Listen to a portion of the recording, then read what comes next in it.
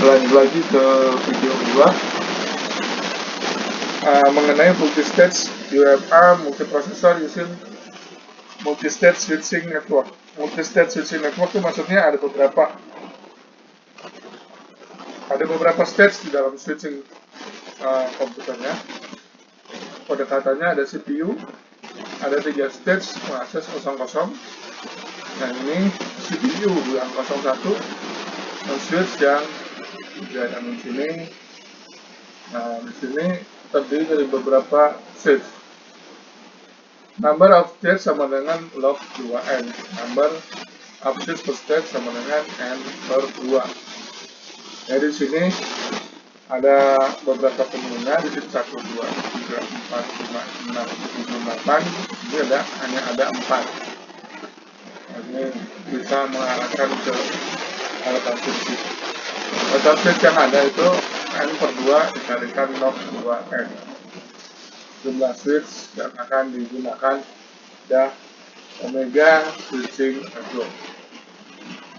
Pendekatannya daripada menggunakan bus bar, kita menggunakan multi-stage switching. Rumah multiprosesor, hanya ada satu address yang dimungkinkan untuk semua CPU akses ke memori yang bukan di lokalnya menggunakan command load atau juga untuk mengambil store untuk menyimpan. Akses untuk ke remote memori yang di luar daripada CPU tersebut lebih lambat daripada mengakses lokal memori. Ada dua bentuknya, NC NUMA dan CC NUMA. No caching memory, access time to remote memory is not agent. CC NUMA cache coherent, cache-nya ada. Dia menyediakan cache untuk akses multiprosesor. Ada lagi directory bus multiprosesor, di mana dia memaintain basis data, mencari di mana menyimpan lokasi daripada cache-nya dan juga menyimpan statusnya. No interconnection network, directory, CPU memory. Satu directory CPU memory, directory CPU memory. Di maintain database-nya, directory-nya itu yang memberitahu di mana cache-nya, dan kemudian statusnya seperti apa. Ada local bus, CPU memory, ada directory.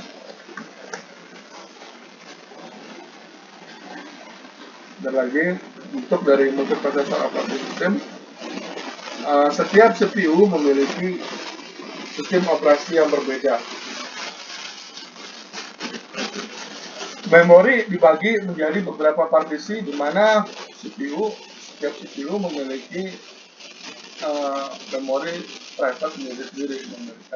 Ada OS, ada memorinya, memiliki memori lokalnya. Kemudian memiliki private operating system. Master slave, bentuk dari master slave multiprocessor seperti ini. Master run OS, slave run processor, slave run user processor, ini slave user processor OS. Ini memori, ini juga I/O. Semua sistem mengambil ada di sini.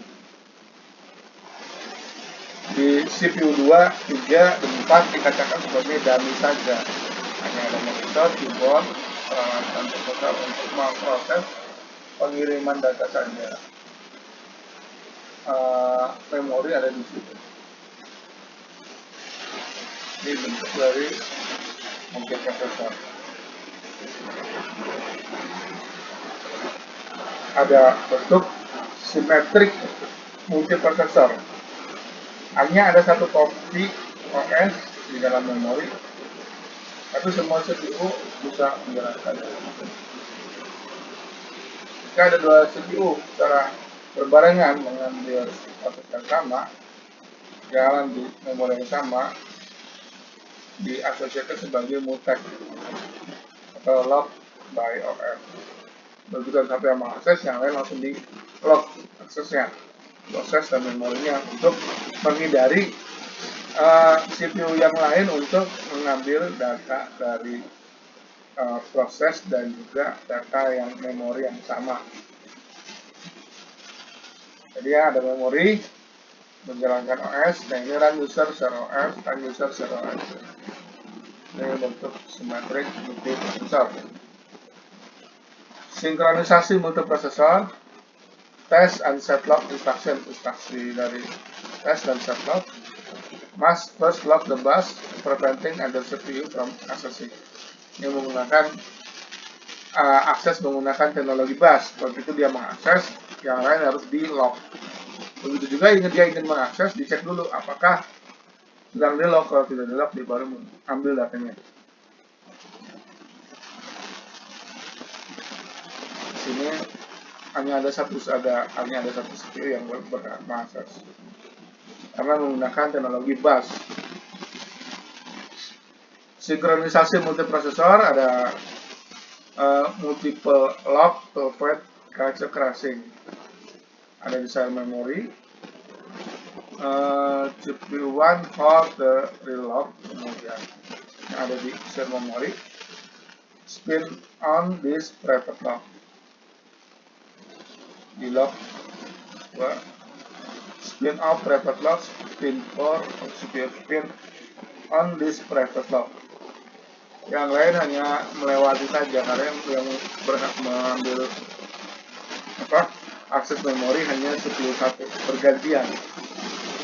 Ini karena menggunakan teknologi bus, sinkronisasi multiprosesor, begitu ada yang mengambil, yang lain lock posisinya.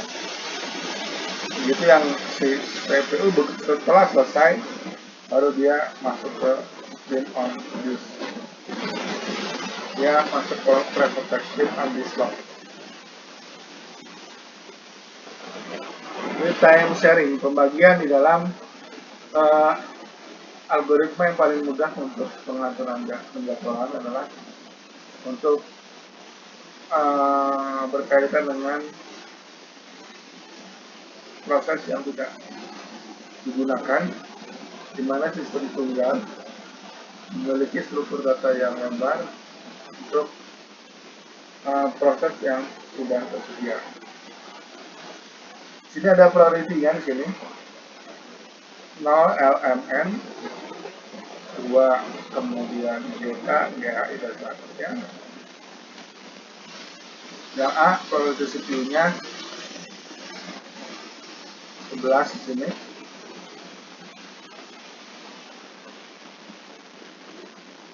Kalau yang mengenai allocated ada seperti ini di sharing tab-nya. Sepertinya ini ada. Ini juga goes CPU 4 goes idle. CPU A ini 4234 idle.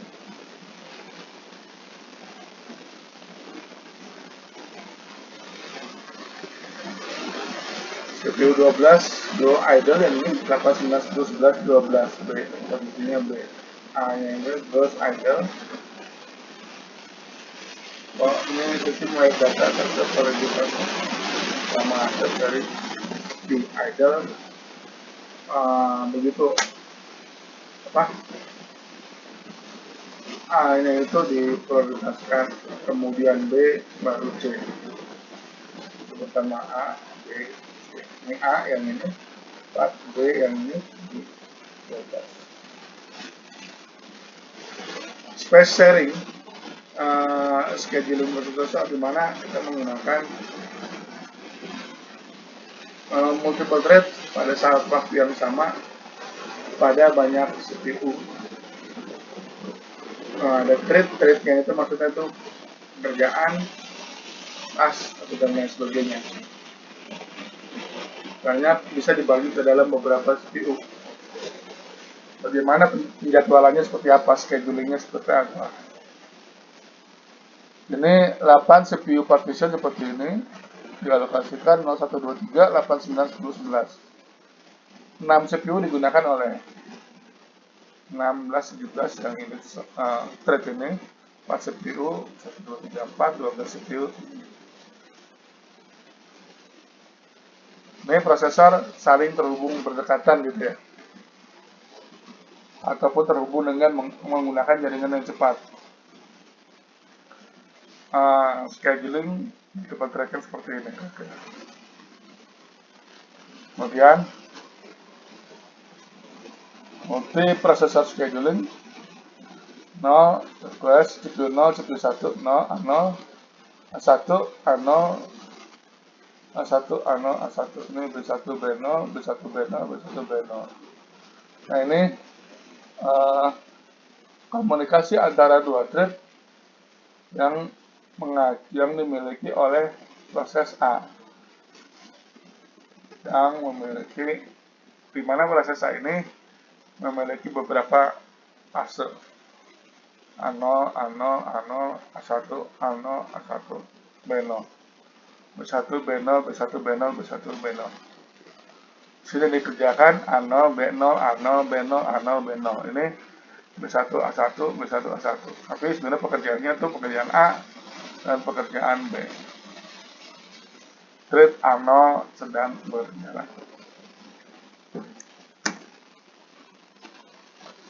Masuk ke gang scheduling, group of related thread are scheduled as a unit sebagai gang. Related thread di schedule sebagai satu unit, artinya ada satu program dibagi menjadi beberapa thread. Threadnya itu karena lumayan besar, bisa harus dikerjakan oleh beberapa CPU. Ini time slotnya ini di 0, 1, 2, 3, 4, 5, 6, 7. A0, A1, A2, A3, A4, A5. Dipecah tindakannya, tasnya A yang memiliki A0 sampai A5 ke dalam beberapa CPU. Ada 0, 1, 0 sampai 5. Ini prinsip ini juga digunakan di dalam multi thread, dan istilahnya multi core processor. Kalau sekarang kan i3 ada 2 double CPU, jadinya di dalam satu CPU-nya itu sendiri ada 4 prosesor. Ada istilahnya prosesor, 2 prosesor, tapi isinya 2 thread dan lain sebagainya. Prinsipnya sama seperti ini. Gang member start and end their time slice together. Ini artinya time slotnya sama. Ini pembagian kinerja di dalam 5 CPU. Idealnya seperti ini untuk multiprocessor scheduling. Ini bentuk idealnya. Ternyata task daripada CPU-nya itu sendiri bisa dibagi menjadi 5. Mirip juga B1 cuma 3, C-nya 3, D-nya 4, ada 5 gitu ya. D0 sampai D4, E0 sampai berapa gitu ya.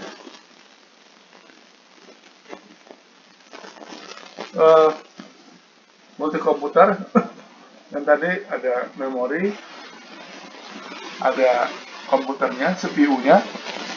Nah ini bentuknya seperti ini, terhubung ke dalam satu jaringan, interkoneksi. Biasanya kalau zaman sekarang menggunakan interkoneksi menggunakan fiber optik. Secara di tightly couple, artinya tuh di dekat gitu ya, bukan dekat tapi terhubung ke jaringan. That do not share memory, each one has its memory. Ada memori yang bisa di-share, ada yang di sini kalau interconnect itu cuma hanya koneksinya saja. Memori tidak ada yang di-share. Variasi dari cluster komputer atau disebut sebagai COW, cluster of workstation. Ini bentuk daripada clustering. Ini hanya terhubung oleh interconnection. Pada saat pekerjaan, dia bisa membagi pekerjaan ke beberapa user sekaligus. Ini pekerjaan yang ada di sini, katakanlah 5 thread, bisa langsung dipecah ke komputer yang ada di sini. Katakanlah komputernya dipecahnya ke 1, ke 2, ke 3, ke 4, ke 5 di sini. menggunakan 5 CPU padahal pekerjaannya di sini. Dia megang ada 6 thread gitu ya, diasumsikan. Satu dikerjakan oleh dia, sisanya dikerjakan oleh yang lainnya. Setelah selesai baru dibalikan lagi ke yang membuat threadnya. Cluster computer and core, cluster of workstation. Nah ini seperti jaringan ada topologi interkoneksinya. Single switch bentuknya seperti ini, bagus. Ini tipenya tipe ring, muter di sini. Jadi kalau pada saat diakses sebelah sini, dari pemerintah katakan dari titik ini ke titik sini, dia juga bisa mengakses yang di sebelahnya sini. Bisa dua akses karena bentuknya itu ring. Bentuknya itu grid seperti ini, ada interkoneksinya. Ini ingin mengakses ini berarti harus menghubungkan ini dengan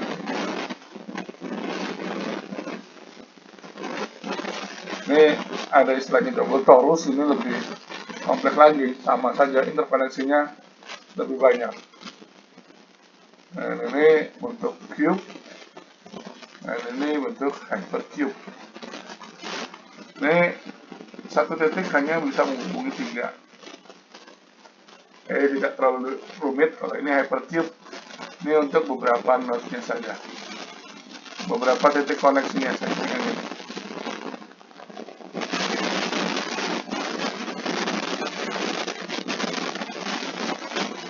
Lanjut lagi ke video berikutnya.